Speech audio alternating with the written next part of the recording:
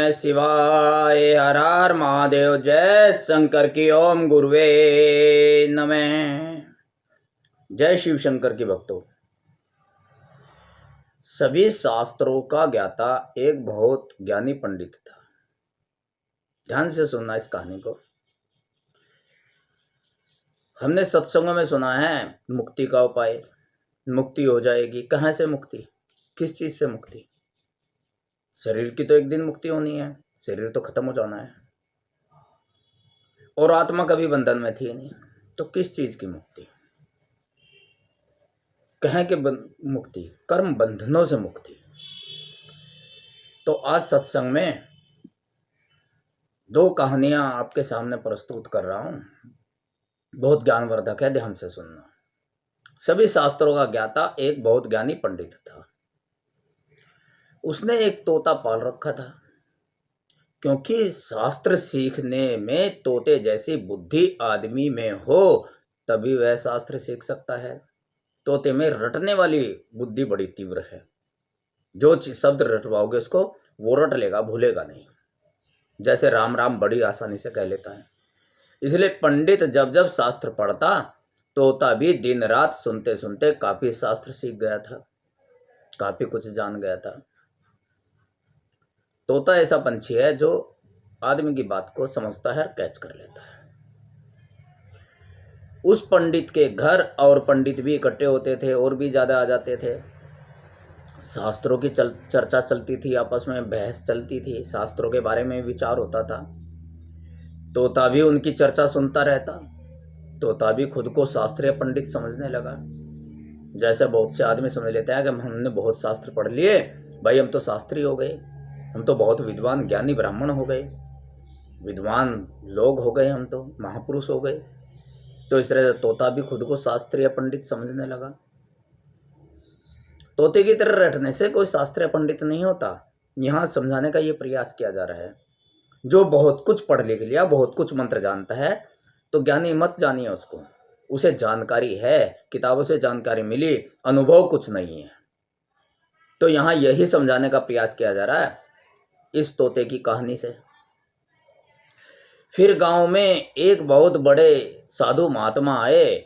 गांव के बाहर नदी के किनारे वे महात्मा आकर ठहर गए। पंडितों को भी इस बात का पता लगा, तो वे सब उस साधु महात्मा के पास जाने को तैयार हुए कि भैया हम भी साधु महात्मा के दर्शन करने जाएंगे, उनसे भी कुछ ज्ञान की बातें सीखेंगे। जब वे घर से निकलने लगे तो उस तोते ने कहा, देखो क्या कहता है तोता।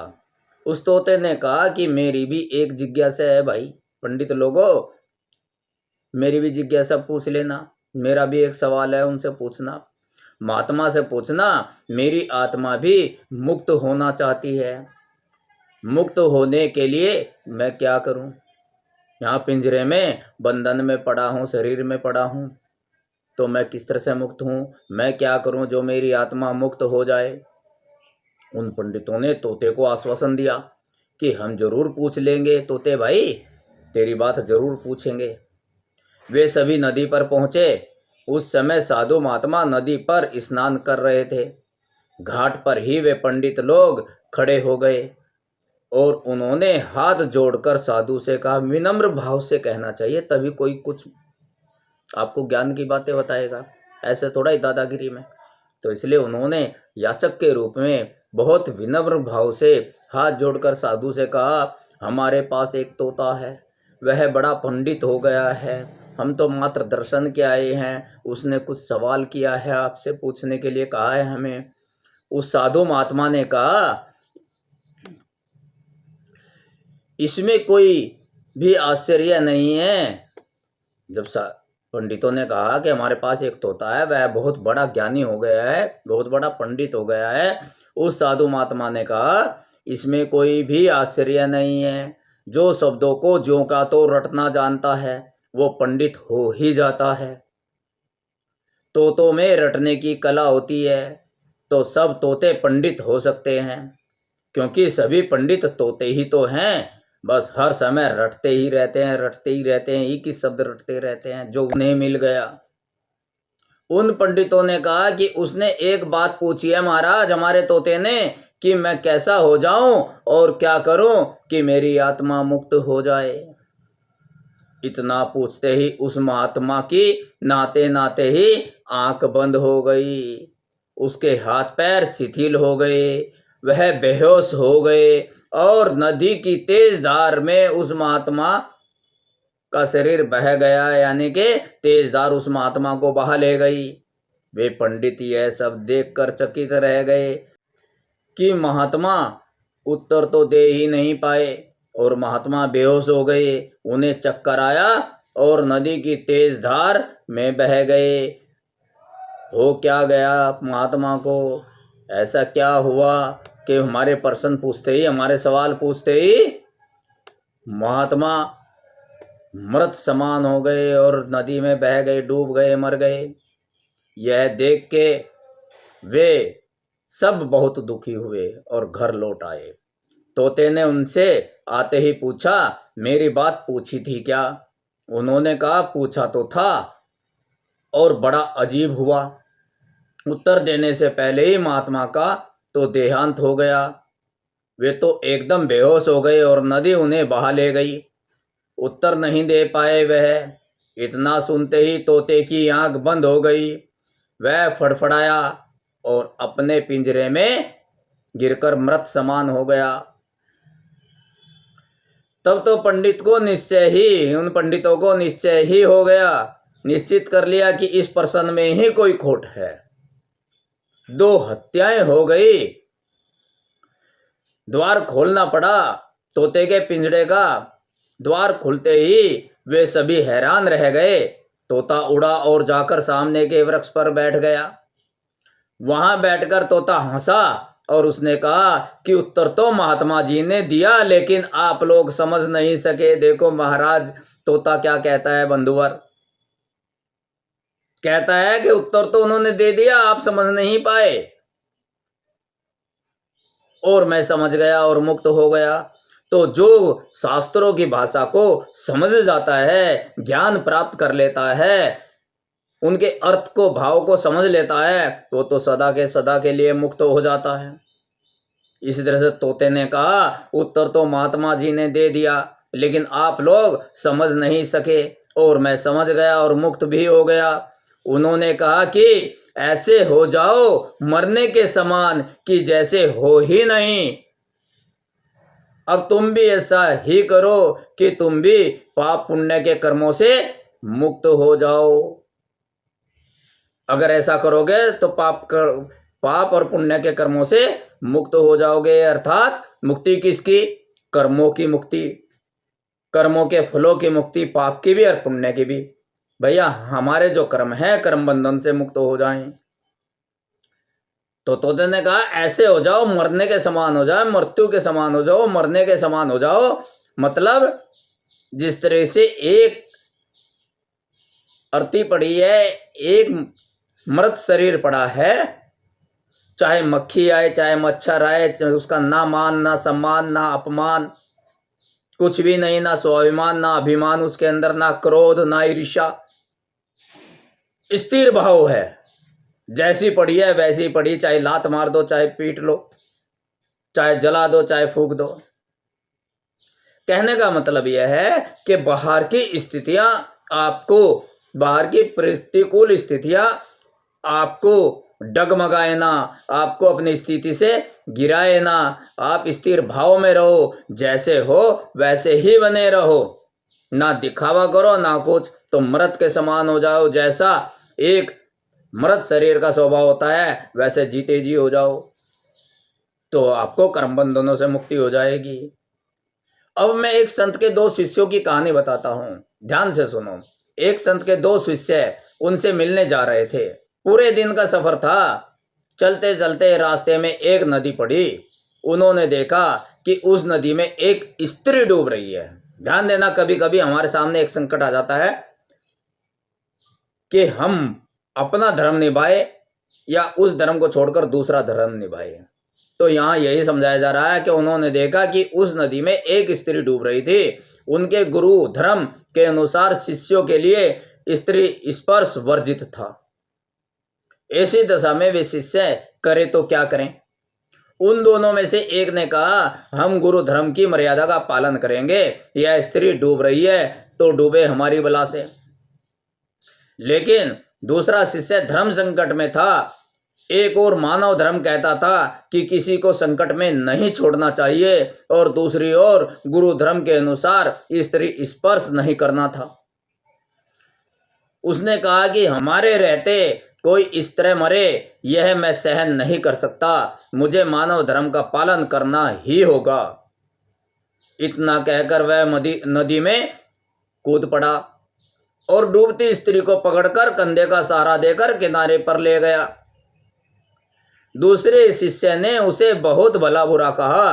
रास्ते भर वह कहता रहा कि आज तुमने मर्यादा का उल्लंघन करके बड़ा पाप किया है, मैं जाकर गुरुजी को सब बताऊंगा। दोनों संत के पास पहुंचे। दोनों ही शिष्य जब संत के पास पहुंचे तो दूसरे शिष्य ने एक सांस में सारी घटना अपने गुरुजी को बता दी और कहा कि गुरुवर, मैंने इसको बहुत रोका पर यह नहीं माना, बड़ा भयंकर पाप किया है इसने। संत ने उसकी बात बड़े ध्यान से सुनी, फिर पूछा, इस शिष्य को उस स्त्री को कंधे के पर बाहर लाने में कितना समय लगा?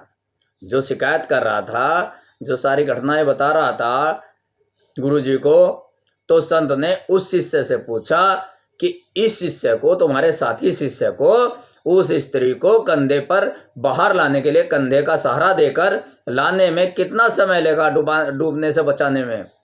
उसने बताया कि गुरुजी कम से कम 15 मिनट लग गए होंगे। संत ने फिर पूछा, इस घटना के बाद यहाँ आने में तुम्हें कितना समय लगा? तुम दोनों को कितना समय लगा? शिष्य ने हिसाब लगाकर उत्तर दिया, यही कि करीब कोई 6-7 घंटे। संत ने कहा, भले मानस, इस बेचारे ने तो मानव धर्म के पालन स्वरूप उस स्त्री की प्राण रक्षा के लिए उसे सिर्फ 15 मिनट ही अपने कंधे पर रखा, लेकिन तू तो 6 घंटे से अपने मन में उसे बिठाए हुए है, वह भी इसलिए कि मुझसे इसकी शिकायत कर सके। बोल, दोनों में बड़ा पापी कौन है, तू या ये? बेचारा शिष्य कोई उत्तर नहीं दे पाया। वह समझ गया था कि पाप सिर्फ शरीर से ही नहीं, मन से भी होता है। मनुष्य बड़ा पापी शरीर से नहीं, मन से भी होता है। तो कभी कभी हम सोचते हैं हमने कोई पाप ही नहीं किया, किसी का बुरा नहीं किया, लेकिन कभी किसी की निंदा चुगली कर देते हैं, कभी किसी की बुराई निकाल देते हैं। उनका फल तो शरीर से किए हुए पाप से भी भयंकर परिणाम निकलता है। तो इसलिए शरीर से ही नहीं, पाप मन से भी होता है। यह कहानी हमें ये शिक्षा देती है। कभी कभी हम ऐसे धर्म संकट में पड़ जाते हैं जहां एक धर्म की रक्षा हेतु दूसरे धर्म का उल्लंघन करना पड़ जाता है। हम निर्णय नहीं कर पाते कि हम किस धर्म का उल्लंघन करें और किसका पालन करें। अगर निर्णय गलत तो पापी, और निर्णय सही तो पुण्यात्मा। तो ये हमारे विषम परिस्थिति में निर्णय ही गलत होने पर पापी बनाते हैं और निर्णय सही होने पर पुण्य बनाते हैं, यानी कि निर्णय ही हमें पापी और पुण्यात्मा बनाते हैं। इन सत्संगी कथाओं से यही ज्ञान मिलता है कि तोते की तरह शास्त्र रटने से कुछ नहीं होगा। जब तक शास्त्रों के मर्म को नहीं समझोगे, ऐसे जियो जैसे हो ही नहीं। हवाओं की तरह, पत्तों की तरह, पानी की तरह, बादलों की तरह, जैसे हमारा कोई होना नहीं है, जैसे मैं हूं ही नहीं। जितनी गहराई से यह बात उतरेगी, उतनी ही गहराई में मुक्ति निकट आ जाएगी, और जितनी गहराई में मुक्ति निकट आएगी, उतने ही तुम प्रभु की सत्ता के निकट हो जाओगे। यही मुक्ति का द्वार है और यही मानव का धर्म है। किसी को संकट में देखकर अपने सारे धर्मों का उल्लंघन करके उसका कल्याण का सोचना है, उसका कल्याण करना है। और ऐसे रहना है जैसे हमने कुछ किया ही नहीं। यानी कि अहम भाव भी नहीं रखना कि आज हमने कर दिया, नहीं, आपके हाथ से उसने कराया, वरना उसकी बिना मर्जी के तो एक पत्ता भी नहीं हिलता। जो आज हम हैं यो हमारे कर्मों का ही परिणाम है, हमारे निर्णयों का ही परिणाम है, जो विषम परिस्थिति में हम गलत निर्णय ले गए। तो ऐसे हो जाओ कि हम हैं ही नहीं, यही मुक्ति का द्वार है। आज के इस सत्संग को यहीं विराम देते हैं। अगले सत्संग में आगे की ज्ञानवर्धक बातें बताई जाएंगी। आप हमारे सत्संग में जुड़े रहिए, और आपके पास भी कोई ज्ञानवर्धक कोई विचार है, कोई बात है, तो हमें कमेंट बॉक्स में लिख सकते हैं, या उसकी वीडियो क्लिप बनाकर हमें भेज सकते हैं। हम अपने सत्संग के माध्यम से उसको भी लोगों तक, जन जन तक पहुंचाने का वचन देते हैं। क्योंकि ज्ञान किसी से भी लिया जाए, जिसके पास भी ज्ञान है उससे भी ज्ञान, एक छोटे बच्चे से भी, एक पंछी से भी, एक जानवर से भी ज्ञान अगर प्राप्त होता है, उससे भी ले लेना चाहिए। जिंदगी छोटी पड़ जाएगी लेकिन पूरा ज्ञान प्राप्त होना संभव नहीं है। ज्ञान तो ता जिंदगी लेते रहना चाहिए। आपके घर में सुख शांति रहे, वंश वृद्धि रहे, संस्कारी संतान हो, आपके घर पर भगवान की कृपा सदा बनी रहे। इन्हीं दुआओं के साथ ओम नमः शिवाय, हर हर महादेव, जय शंकर की, ओम गुरुवे नमः।